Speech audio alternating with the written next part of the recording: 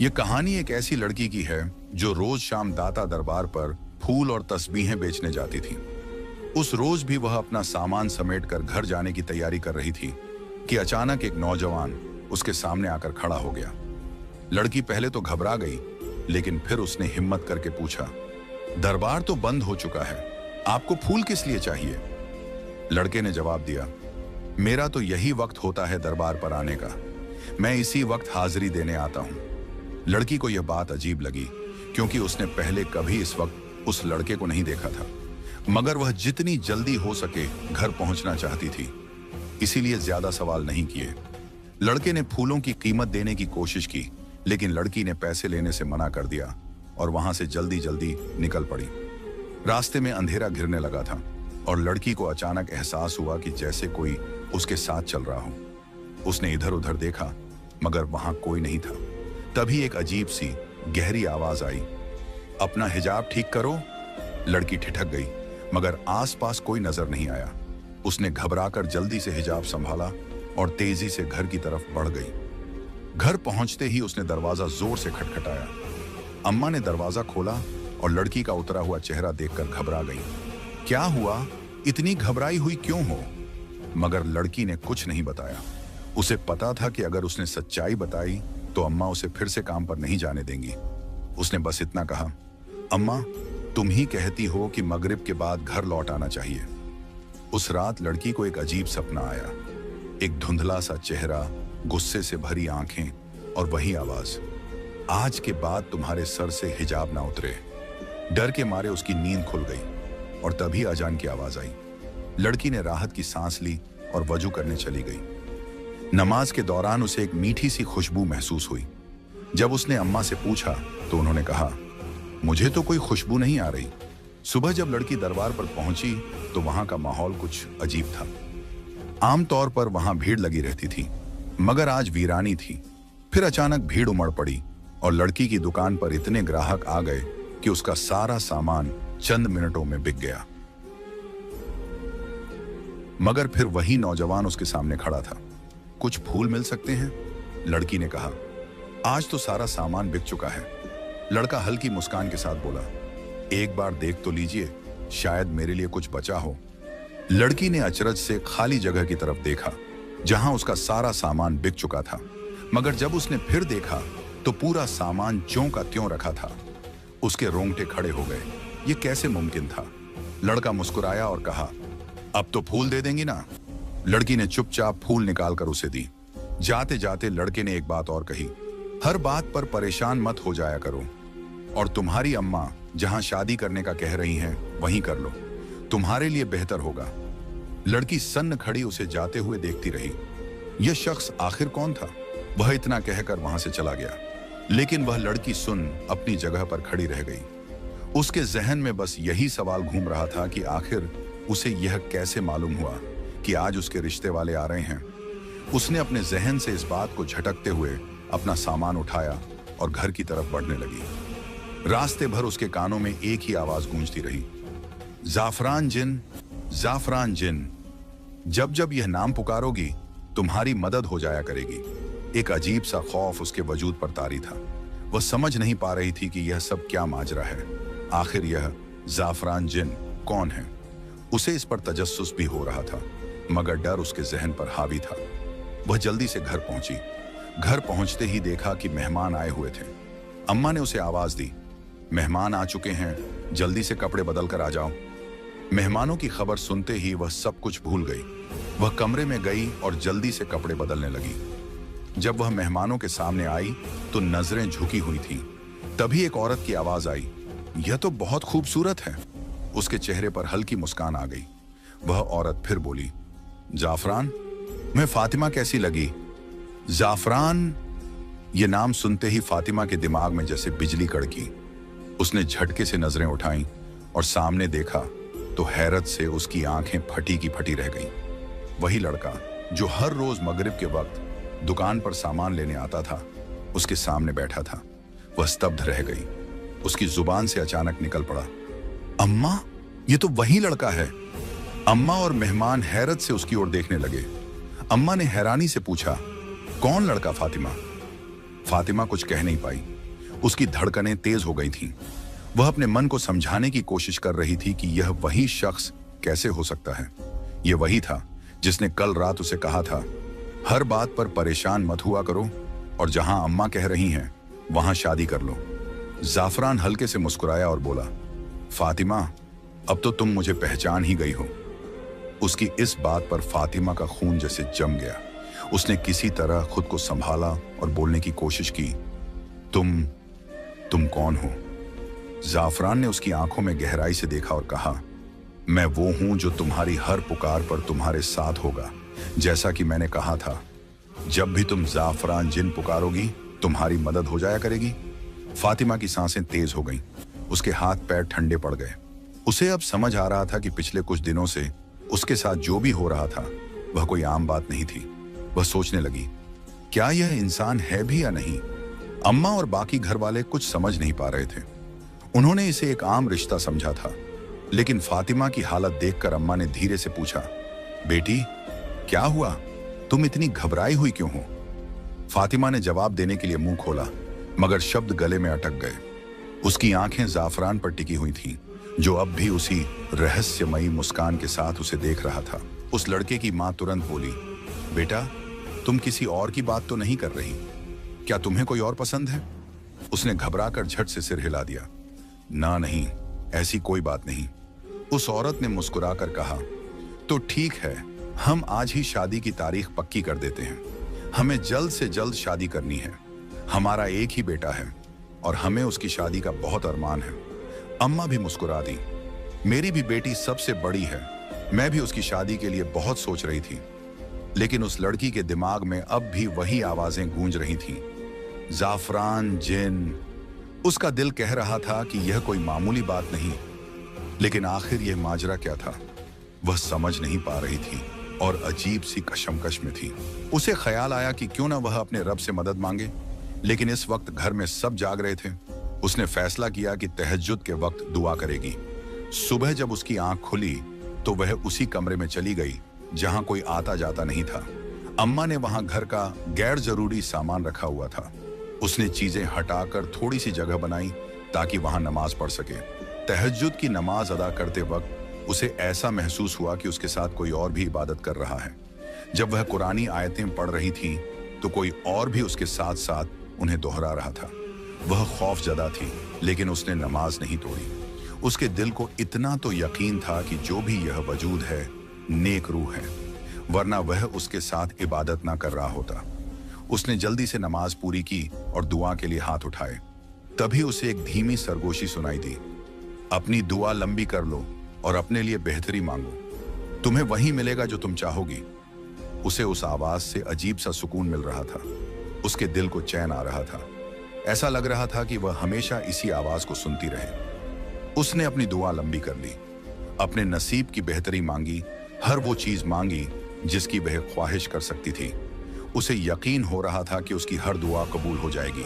फिर उसने दुआ में यह भी मांगा, अगर जाफरान मेरे हक में बेहतर है तो मुझे मिल जाए। लेकिन बार बार जाफरान जिन की आवाजें उसके कानों में गूंज रही थीं। वह सोच ही रही थी कि आखिर यह सब क्या है। तभी उसने अपना चेहरा हाथ से पोंछा और जैसे ही पीछे मुड़ी उसके होश उड़ गए। उसके ठीक पीछे जाफरान खड़ा था। उसके मुंह से एक चीख निकल गई, तो तुम इस वक्त यहां? जाफरान मुस्कुराया, मैं अंधेरे में ही आता हूं। मुझे अंधेरा बहुत पसंद है। और तुम इतनी हैरान क्यों हो रही हो? तुम्हें तो अब हमेशा के लिए मेरे पास आना है। मेरा पूरा घर अंधेरे में डूबा रहता है, तुम वहां कैसे रहोगी? उसकी बातें अजीब और रहस्यमयी थीं। वह लड़की कुछ समझ नहीं पा रही थी। उसने कांपते हुए कहा, तुमसे मुझे खौफ महसूस हो रहा है। तुम यहां आए कैसे? दरवाजा तो बाहर से बंद था। जाफरान हल्का सा हंसा, जिन्हों को दरवाजे खोलने की जरूरत नहीं होती। वह लड़की सन्न रह गई। उसने ना में सिर हिलाया, नहीं, यह मुमकिन नहीं। क्या मतलब है तुम्हारी बात का? तुम एक जिन हो? नहीं, मैं एक जिन से शादी नहीं कर सकती। जाफरान ने गहरी नजरों से उसे देखा। अभी तो तुम्हें सुकून महसूस हो रहा था, अब मैंने सच बता दिया तो तुम डरने लगी। मुझसे खौफ मत खाओ। मैं तुम्हें कोई नुकसान पहुंचाने नहीं आया, बल्कि तुम तो मुझे बहुत पसंद हो। तुम्हारा यह हिजाब जो हर वक्त तुम्हारे सर पर रहता है, मुझे उससे इश्क है। उस लड़की के रोंगटे खड़े हो गए। हमारा रिश्ता आसमान पर तय हो चुका है, तुम्हें मुझसे शादी करनी ही होगी। वह घबरा कर तेजी से कमरे से बाहर भागी। उसके होश उड़े हुए थे। भागते हुए वह अम्मा से टकरा गई। अम्मा घबरा गई। क्या हुआ, कहां भाग रही हो? वह कांपती हुई बोली। अम्मा, कमरे में जाफरान वहां है। अम्मा ने हैरानी से कहा, तुम्हारा दिमाग तो ठीक है, जाफरान वहां कैसे आ सकता है? तुम कैसी बहकी बहकी बातें कर रही हो? उसने कांपते हुए कहा। अम्मा, वह इंसान नहीं है, वह जिन है, उसने खुद बताया। इतना सुनते ही अम्मा के चेहरे का रंग बदल गया। उन्होंने गुस्से में उसे एक थप्पड़ रसीद कर दिया और कहा, तुम्हारा दिमाग खराब हो गया है, क्या बकवास कर रही हो? तुम होश में भी हो? अम्मा के थप्पड़ की गूंज अभी भी उसके कानों में थी। उसकी आंखों में आंसू थे, मगर वह चुप थी। जिस मां ने उसे हमेशा प्यार दिया, आज वही उसकी बात पर यकीन करने को तैयार नहीं थी। उसका दिल भारी हो गया था। वह चुपचाप कमरे से बाहर निकली और अपने काम में लग गई। मगर उसके जहन में बस एक ही सवाल था, आखिर जाफरान चाहता क्या है? वह कौन था? और सबसे ज्यादा तकलीफ उसे इस बात की थी कि अम्मा ने उसकी एक भी बात पर यकीन नहीं किया। अभी वह इन्हीं ख्यालों में गुम थी कि अचानक किसी ने उसके सामने चंद हजार रुपए रख दिए। उसने हैरत से उन पैसों को देखा और जैसे ही नजर उठाई, उसका गुस्सा 7वें आसमान पर पहुंच गया। सामने कोई और नहीं बल्कि वही था, जाफरान। वह गुस्से से खड़ी हुई और झटके से उसका गिरेबान पकड़ लिया। तुम चाहते क्या हो? तुम हो कौन? चले जाओ यहां से। आइंदा के बाद मुझे अपनी शक्ल भी मत दिखाना। मगर जाफरान उसकी बात पर सिर्फ मुस्कुरा दिया। उसकी आंखों में अजीब सी चमक थी, जैसे वह हर चीज पहले से जानता हो। सोच लो, तुम्हारी अम्मा तो मुझसे ही तुम्हारी शादी करना चाहती हैं। और हाँ, एक बात और, आइंदा के बाद उनसे कुछ कहने की जरूरत नहीं है, वरना जिस तरह आज उन्होंने मेरे इशारे पर तुम्हारे साथ रवैया इख्तियार किया, वैसे ही वह आइंदा भी करेंगी। मैं उनकी आंखों पर पट्टी ही ऐसी बांध दूंगा कि उन्हें कुछ दिखाई ही नहीं देगा। उसके लहजे में नरमी थी, मगर शब्दों में एक अजीब सा डर समाया हुआ था। फातिमा के पैरों तले जैसे जमीन खिसक गई। तुमने मेरी अम्मा को कुछ किया है? उसकी आवाज कांप गई थी। जाफरान ने उसकी आंखों में झांका और हल्की मुस्कान के साथ कहा, तुम्हारी अम्मा सिर्फ तुम्हारी मां नहीं है, वह मेरी भी मां है। बस अब तुम्हें यह मान लेना चाहिए कि तुम्हारा और मेरा रिश्ता पहले से ही तय था। तुम्हारे इनकार करने से कुछ बदलने वाला नहीं है फातिमा। यह बात जितनी जल्दी समझ जाओगी उतना ही बेहतर होगा। फातिमा का जिस्म कांप उठा। उसका दिल कर रहा था कि वह भाग जाए, मगर उसके पैरों में जैसे जंजीरें बंध गई थीं। तुम एक जिन हो, मैं तुमसे शादी नहीं कर सकती, मैं तुम्हारे साथ नहीं रह सकती। इस बार जाफरान ने लंबी सांस ली और एक कदम आगे बढ़कर उसके करीब आ गया। मैंने तुमसे पूछा था कि तुम्हें मेरी मदद चाहिए या नहीं। तुम्हें जब भी जरूरत होगी मैं तुम्हारे पास आ जाऊंगा। उसकी आवाज कानों में गूंजने लगी। वही शब्द, वही लहजा जो पहली बार उसने सुना था। फातिमा को महसूस हुआ जैसे उसकी दुनिया अचानक बदल गई हो। उसके सामने कोई आम इंसान नहीं था, बल्कि एक ऐसा वजूद था जो उसकी सोच से परे था। उसने उससे पूछा, मैंने तुम्हारा क्या बिगाड़ा है? तुम मेरे साथ ये सब क्यों कर रहे हो? तुम चाहते क्या हो? उस जिन्न ने जवाब दिया, मैं तुम्हें चाहता हूं, मैं तुमसे शादी करना चाहता हूं। कितनी बार बताऊं? लड़की ने स्पष्ट रूप से कहा, तुम एक जिन्न हो और मैं यह हकीकत जान चुकी हूं। इसके बावजूद भी तुम्हें इतना यकीन क्यों है कि मैं तुमसे ही शादी करूंगी? मैं तुमसे किसी भी सूरत में शादी नहीं करूंगी और तुम ये बात आज ही लिख लो। साफरान, जो कि वह जिन्न था, गहरी नजरों से उसे देखते हुए बोला, मुझसे शर्त मत लगाना और मेरी अना को ललकारना मत, वरना तुम खुद मजबूर हो जाओगी यह कहने पर कि तुम्हें मुझसे ही शादी करनी है। लड़की की आंखों में आंसू आ गए। उसकी बातें उसे तकलीफ दे रही थीं। उसने गुस्से में कहा, तुम यहां से चले जाओ। जब मैं ही तुमसे शादी करने के लिए राजी नहीं हूं तो तुम क्यों जिद कर रहे हो? मैं तुम्हारे साथ कभी खुश नहीं रह सकती। मैं एक आम इंसान हूं और एक इंसान के साथ ही शादी करना चाहती हूं। यह सुनकर जिन्न आग बबूला हो गया। उसने लड़की का हाथ पकड़ लिया और बोला, मुझे बस 2 मिनट लगेंगे तुम्हें यहां से लेकर जाने में, फिर तुम बैठी रहना अपनी मनमर्जियां करती हुई। मैं तुम्हें नहीं रोकूंगा, लेकिन तुम मेरी दुनिया में चली जाओगी, मेरी बस्ती में, जहां पर मेरा राज चलता है। वहां तुम मेरे हाथों की कठपुतली बनकर रह जाओगी। लड़की डर से कांप गई। उसने गिड़गिड़ाते हुए कहा, नहीं, तुम मुझे कुछ मत करना, मैं जैसा कहोगे वैसा ही करूंगी। जिन्न उसकी बात पर मुस्कुराने लगा और बोला, तुम्हें मुझसे डरने की जरूरत नहीं है, तुम तो बेवकूफ हो। एक तुम ही तो हो जो मेरे दिल पर राज करती हो। तुम चाहो तो मुझसे कुछ भी करवा सकती हो, मगर प्यार और मोहब्बत से। लेकिन अगर जिद करोगी तो याद रखना, मैं तुमसे ज्यादा जिद्दी हूं। लड़की ने सिर हिलाया और कहा, ठीक है, मैं आज के बाद तुमसे जिद नहीं करूंगी, मगर तुम मुझे कहीं मत लेकर जाना। मैं अपनी माँ के पास रहना चाहती हूँ, उनकी सेवा करना चाहती हूँ। मेरे सिर से मेरे पिता का साया उठ चुका है, मेरी माँ अकेली है। खुदा के लिए तुम ऐसा मत करो। जिन्न कुछ पल चुप रहा, फिर बोला, ठीक है, लेकिन शादी तो तुम्हें करनी ही पड़ेगी, और तुम शादी मेरे साथ ही करोगी। अगर तुमने किसी और के बारे में सोचा या अपनी माँ से किसी और का जिक्र किया तो फिर मैं तुम्हारी एक भी नहीं सुनूंगा। इतना कहकर वह अचानक धुएं की तरह गायब हो गया। लड़की वहीं खड़ी थरथरा रही थी। वह सोच रही थी कि अब वह क्या करे, किससे मदद मांगे। क्या मल्लंगनी ठीक कह रही थी? क्या उसे वाकई दाता दरबार पर चादर चढ़ानी चाहिए? लेकिन उसकी मदद करने वाला तो सिर्फ अल्लाह था। उसने तय किया कि वह अपने रब के अलावा किसी और से मदद नहीं मांगेगी। यही सोचकर उसने अपना सामान बांधा और घर की ओर चल पड़ी। मगर न जाने क्यों घर जाने का मन नहीं कर रहा था। रास्ते में एक सुंदर बाग था जिसे वह हमेशा दूर से ही देखती थी, मगर आज उसे वहां जाने की इच्छा हुई। वह बाग में दाखिल हुई। वहां के फूल बेहद खूबसूरत थे, जैसे इस दुनिया से बाहर के हों। उसने सोचा कि इससे पहले कभी उसकी नजर इन फूलों पर क्यों नहीं पड़ी थी। वहां कोई माली भी नहीं था, फिर ये फूल यहां आए कहां से? हल्की हल्की हवा चल रही थी, ठंड बढ़ रही थी और धुंध भी पड़ने लगी थी। उसने सोचा कि कुछ देर यहां सुकून से बैठा जाए। उसे महसूस हुआ कि इस जगह जैसा सुकून उसने कहीं नहीं पाया। तभी वहां एक बुजुर्ग आए और आराम से बैठ गए। उनका चेहरा इस कदर रोशन था कि लड़की की आंखें उनकी ओर देखते ही चमक उठी। वह हैरान थी कि किसी आम इंसान के चेहरे पर इतना नूर कैसे हो सकता है। वक्त तेजी से गुजर रहा था और उसे पता भी नहीं चला कि शाम कब हो गई। अचानक उन बुजुर्ग ने उसकी ओर देखा और मुस्कुराते हुए बोले, बेटी, तुम कौन हो? तुम तो बहुत खूबसूरत हो। ऐसा लगता है जैसे परिस्तान की शहजादी हो, किसी दूसरी दुनिया से आई हो।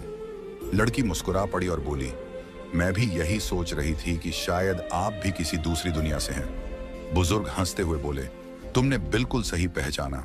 तुम में वह ताकतें मौजूद हैं जो दूसरी दुनिया से आए लोगों को पहचान सकती हैं।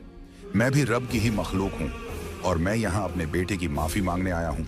लड़की चौंक गई। बुजुर्ग आगे बोले, मैं शाह जिन्नात हूँ, अपनी बस्ती का राजा।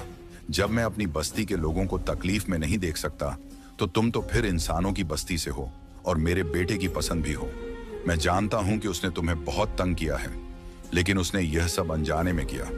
मैंने उसकी बहुत डांट लगाई है, मगर अब मैं तुमसे भी माफी मांगने आया हूं। मेरे बेटे को माफ कर दो बेटी। बुजुर्ग ने गहरी सांस ली और बोले, अगर तुम उसे माफ नहीं करोगी तो मुझे मजबूरन उसे अपनी बस्ती से निकालना होगा। हमारे यहाँ ऐसा कोई भी नहीं रह सकता जो इंसानों को डराए। हम तो प्यार और मोहब्बत बांटने वाले हैं। अगर हमारी बस्ती में कोई ऐसा करता है तो उसे बहुत सख्त सजा मिलती है। बताओ बेटी, क्या तुम उसे माफ कर दोगी? इसे यूं समझो कि तुम्हारा बाप तुमसे कुछ मांग रहा है।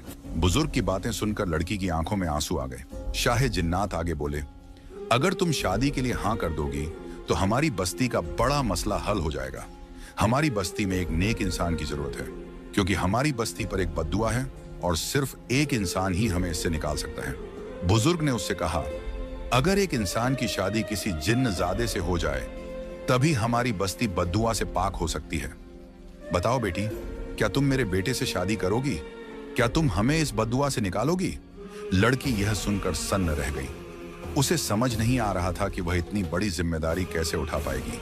वह बोली, मैं इस काबिल नहीं हूं और न ही इतनी बड़ी जिम्मेदारी उठा सकती हूं। मैं यह सब कैसे करूंगी? बुजुर्ग ने गहरी सांस ली और कहा, खुदा ने तुम में वह ताकतें रखी हैं जिससे तुम इस जिम्मेदारी को उठा सकती हो और हमें इस मुश्किल से निकाल सकती हो।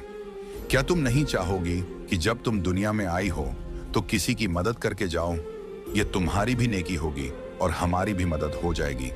हमें तुम्हारी जरूरत है और मैं जानता हूं कि तुम हमारी जरूरत को पूरा करोगी। बोलो बेटी, करोगी ना? बुजुर्ग की इल्तिजा ने लड़की के दिल पर असर किया। वह खुद हैरान थी कि उसे उस पर क्यों तरस आने लगा।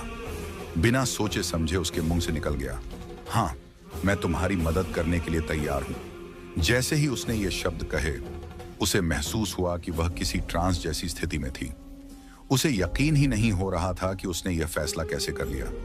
ऐसा लग रहा था जैसे किसी ने उससे यह अल्फाज कहलवा दिए हों। तभी अचानक उसकी आंखें बंद हो गईं और जब उसने फिर से आंखें खोली तो वह बुजुर्ग वहां से गायब हो चुके थे। उसने इधर उधर देखा, लेकिन अब वह खूबसूरत बाग जहां वह बैठी थी अचानक गायब हो गया था। वह जगह अब सुनसान लगने लगी थी। तभी एक औरत पास आई और कहने लगी, लड़की, तुम कौन हो? इतनी खूबसूरत होकर कचरे के ढेर में क्यों बैठी हुई हो? लड़की ने हैरानी से उसकी तरफ देखा। उसे यकीन नहीं हुआ कि वह क्या कह रही थी। कचरे का ढेर? लड़की ने खुद से सवाल किया। यह तो अभी तक एक सुंदर बागीचा था, मगर जब उसने दोबारा इधर उधर देखा तो उसकी आंखें फटी की फटी रह गईं। वहां वाकई कचरे का ढेर था। अब उसे उस बदबू का एहसास होने लगा था जिससे पहले वह अनजान थी। वह घबराकर वहां से उठी और जल्दी जल्दी अपने कपड़े झाड़ने लगी। उसे खुद से घिन महसूस होने लगी कि वह इस गंदगी में क्यों बैठ गई थी। वह भागते हुए घर पहुंची और बिना कुछ बोले सीधे वॉशरूम में चली गई। उसकी मां परेशान होकर पीछे पीछे आई और दरवाजे के बाहर खड़ी होकर पूछने लगी, फातिमा, क्या हुआ? तुम्हारी तबीयत तो ठीक है? आज से पहले तो तुमने कभी ऐसा रवैया नहीं रखा। आते ही वॉशरूम में क्यों घुस गई हो? सब ठीक तो है ना? लड़की वॉशरूम के अंदर रो रही थी। उसने ऊंची आवाज में कहा, कुछ ठीक नहीं है अम्मा। मुझे लग रहा है कि मैं पागल हो जाऊंगी। मुझे समझ नहीं आ रहा कि मेरे साथ ये सब क्या हो रहा है। ऐसा लगता है जैसे मैं कोई डरावना ख्वाब देख रही हूं। अम्मा घबरा गईं। उन्होंने कहा, बाहर आओ फातिमा, पूरी बात बताओ। लड़की बाहर आई और रोते रोते अम्मा को सारी दास्तान सुना दी। अम्मा सर पकड़कर बैठ गईं और कांपती आवाज में बोली, ये क्या हो रहा है हमारे साथ? लड़की ने कहा, अम्मा, मैं खुद नहीं जानती। मैं तो बहुत परेशान हूं। मुझे लगता है कि हमें किसी पीर बाबा के पास जाना चाहिए। अम्मा ने हामी भरी और बोली, चलो हम दादा दरबार पर चलते हैं। वहां किसी मलंग से पूछ लेंगे कि आखिर तुम्हारे साथ क्या माजरा है। मगर लड़की ने जल्दी से मना कर दिया, नहीं अम्मा, मुझे वहां नहीं जाना। न जाने क्यों, वो लोग मुझे ठीक नहीं लगते। अम्मा हैरानी से बोली, तुम्हारा दिमाग तो ठीक है, वो सब रब के नेक और इबादत गुजार बंदे थे। लड़की ने फिर कहा, अम्मा, जो भी हो, मैं वहां नहीं जाऊंगी। मैं अपने रब से मदद मांगना चाहती हूं। जब वही अता करने वाला है तो फिर मुझे किसी और के पास क्यों जाना? अम्मा ने गहरी सांस ली और पूछा, तो फिर तुम क्या चाहती हो? लड़की ने जवाब दिया, अम्मा, हम किसी मौलवी साहब के पास चलते हैं। उनसे कोई वजीफा पूछ लेते हैं या कोई कुरानी आयत जिससे मेरी मदद हो सके। अम्मा ने उसकी बात मान ली और कहा, ठीक है, हम पास की मस्जिद के मौलवी साहब के पास चलते हैं। अगली सुबह लड़की और उसकी अम्मा पास की मस्जिद के मौलवी साहब के पास जाने के लिए निकल पड़ी। उन्हें उम्मीद थी कि शायद अब इस परेशानी का कोई हल मिल जाएगा, लेकिन क्या वाकई उनकी परेशानी खत्म होने वाली थी? जब उसने अपने हालात इमाम साहब को बताए तो वे भी गहरी सोच में पड़ गए। उन्होंने कुछ देर तक चुप रहकर सोचा, फिर बोले, तुम लोग जुमेरात की रात मेरे पास आओ। मैं देखता हूं कि इस मामले में क्या किया जा सकता है। फातिमा ने घर आकर अपनी अम्मा से कहा कि वह कुछ दिन तक काम पर नहीं जाएगी। अम्मा ने हामी भर ली और कहा, कोई बात नहीं, हो सकता है कि ज्यादा काम की वजह से तेरा दिमाग थक गया हो, इसीलिए तुझे यह सब महसूस हो रहा हो। फातिमा ने भी यही सोचा कि शायद यही वजह होगी, इसलिए वह अगले कुछ दिन घर पर ही रही। न वह कहीं गई और न ही अम्मा ने उसे जाने दिया। आखिरकार जुमेरात की रात आ गई। फातिमा अपनी अम्मा के साथ फिर से इमाम साहब के पास गई। उन्होंने बैठने का इशारा किया और कहा, मुझे तुमसे कुछ जरूरी बातें करनी है। फिर वे गंभीर स्वर में बोले, क्या तुम कभी किसी दरबार वगैरह गई हो? फातिमा ने हाँ में सिर हिलाया और कहा, हाँ, मैं दाता दरबार के बाहर तस्बीह और फूल बेचती हूँ। इमाम साहब गहरी सांस लेकर बोले, यही वजह है, वहां से एक जिन्न तुम पर आशिक हो गया है। तुम्हारी खूबसूरती पर वह फिदा हो चुका है और इसीलिए वह हर जगह तुम्हारे आसपास रहता है। उसने तुम पर हावी होने की कोशिश की है। क्या तुमने कभी ऐसा महसूस किया कि तुम्हारे कंधे भारी हो रहे हों, सिर दर्द कर रहा हो या सांस लेने में दिक्कत हो रही हो? फातिमा चौंक गई और झट से सिर हिलाकर कहा, हाँ, अक्सर ऐसा होता है, खास तौर पर जब मैं दरबार से वापस आती हूं। इमाम साहब ने सिर झुकाया और कहा, तब तो यकीनन वह तुम्हारे साथ ही आता है, लेकिन घबराने की जरूरत नहीं है। मैं तुम्हें एक अमल बताता हूं जिसे तुम्हें 7 दिन तक करना होगा। फातिमा ने बिना किसी झिझक के हामी भर ली। इमाम साहब ने उसे सूरज जिन का वजीफा बताया जो सुबह तहज्जुद के वक्त करना था। हालांकि तहज्जुद के वक्त फातिमा को अजीब सा खौफ महसूस होता था। उसे लगता था कि कोई उसके साथ खड़ा होकर इबादत कर रहा है, लेकिन उसने हिम्मत नहीं हारी और जैसे तैसे 7 दिन तक यह वजीफा किया। आखिरी दिन जब उसने वजीफा पूरा किया तो उसे महसूस हुआ कि उसके कंधों से कोई भारी बोझ उतर गया हो। उसे अजीब सा सुकून महसूस हुआ, जैसे किसी ने उसकी तकलीफ छीन ली हो। वह फौरन इमाम साहब के पास गई और बताया, मौलवी साहब, मैंने 7 दिन का वजीफा पूरा कर लिया है। इमाम साहब मुस्कुराए और बोले, अब 7 दिन तक सूरह रहमान की तिलावत करो। अपने पास एक पानी का गिलास रखना। जब सूरह रहमान मुकम्मल हो जाए तो 3 बार दिल में मोहब्बत के साथ अल्लाह कहना और फिर उस पानी को पी लेना। इंशाअल्लाह इसके बाद तुम्हें कोई असरात नहीं होंगे। फातिमा ने ऐसा ही किया। 7वें दिन जब वह सोई तो उसे ख्वाब में जाफरान नाम का एक जिन्न नजर आया। उसने नरमी से कहा, अच्छा होता अगर तुम मेरी दुनिया में मेरे साथ आ जाती, लेकिन कोई बात नहीं, हमारा रिश्ता हमेशा रहेगा। तुम जब भी मुझे दिल से याद करोगी मैं तुम्हारे आसपास ही रहूंगा। मैं जानता हूं कि तुम मुझसे डरती हो, लेकिन घबराओ मत, मैं तुम्हें कभी नुकसान नहीं पहुंचाऊंगा। यह मेरा तुमसे वादा है। फातिमा ख्वाब में ही सिहर गई। जाफरान ने आगे कहा, तुम्हारी पाकीज़गी, तुम्हारा हिजाब, तुम्हारी इबादत, यही वजह थी कि मैं तुमसे मोहब्बत करने लगा। तुम्हारे जिस्म से नहीं बल्कि तुम्हारी रूह से। इसीलिए मैं तुम्हें आसानी से छोड़कर जा रहा हूं। लेकिन अगर कभी तुम्हें मेरी जरूरत महसूस हो तो मुझे मोहब्बत से याद करना। फिर वह धीमे स्वर में बोला, स्टोर रूम में खिड़की के पास एक खूबसूरत माला रखी है। अगर तुम चाहती हो कि मैं तुम्हारे पास आया करूं तो उस माला को अपने गले में डाल लेना और जब भी मुझे याद करना हो उसे हाथ में पकड़ लेना। मैं तुम्हारे पास चला आऊंगा। फातिमा घबरा कर उठ गई। उसने तुरंत अम्मा को जगाया और सारी बात बताई। अम्मा भी चौंक गईं और बोली, चलो इमाम साहब से पूछते हैं कि यह सब क्या है।